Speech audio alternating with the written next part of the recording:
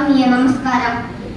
നാം ജീവിക്കുന്ന ഭൂമി നമ്മൾ മനുഷ്യരുടേത് മാത്രമോ എന്ന ചിന്ത ഉയർത്തുന്ന ഭൂമി എല്ലാവരുടേതും എന്ന ഏറെ പ്രസക്തമായ വിഷയമാണ് ഞാൻ ഇന്ന് നിങ്ങളോട് സംവദിക്കുന്നത്. ഏതാണ്ട് 454 കോടി വർഷങ്ങൾക്ക് മുൻപ് സൂര്യന് ചുറ്റുമുണ്ടായിരുന്ന സൗരവാതക പടലങ്ങൾ ഉറഞ്ഞുകൂടിയാണ് ഭൂമി ഉണ്ടായതെന്നാണ് ശാസ്ത്രം പറയുന്നത്. എന്നാൽ തികച്ചും മനുഷ്യനെന്ന് വിളിക്കാവുന്ന ജീവി ഈ ഭൂമിയിൽ പ്രത്യക്ഷപ്പെട്ടിട്ട് 5-6 ദശലക്ഷം വർഷമേ ആയിട്ടുള്ളൂ.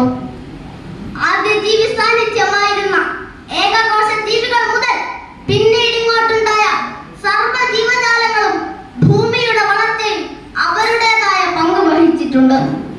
എന്നാൽ നാം മനുഷ്യരോ ആകാശത്തിനും കരയ്ക്കും കടലിനും കാണുന്നതും കാണാത്തതുമായ അതിരുകൾ കെട്ടി മുദ്രപത്രത്തിൽ അവകാശം കാണിച്ച് മുള്ളുവേലികളും ഇരുമ്പുകെട്ടുകളും സ്ഥാപിച്ച് ഇത് എന്റേത് അത് നിന്റേത് എന്ന മനുഷ്യന്റെ വെട്ടിപ്പിടിക്കലുകൾ തുടരുന്നു. തനിക്ക് അവകാശമുള്ള ഭൂമിയിൽ എന്തും ചെയ്യാനുള്ള സ്വാതന്ത്ര്യം വലിയ വിപത്തിലേക്കാണ് കാര്യങ്ങളെ കൊണ്ടെത്തിച്ചത്. പ്രകൃതിയുടെ സന്തുലിതാവസ്ഥയെ ഒരു ഘട്ടത്തിൽ പോലും മനുഷ്യൻ പരിഗണിച്ചിട്ടേയില്ല. അതിന്റെ ഫലം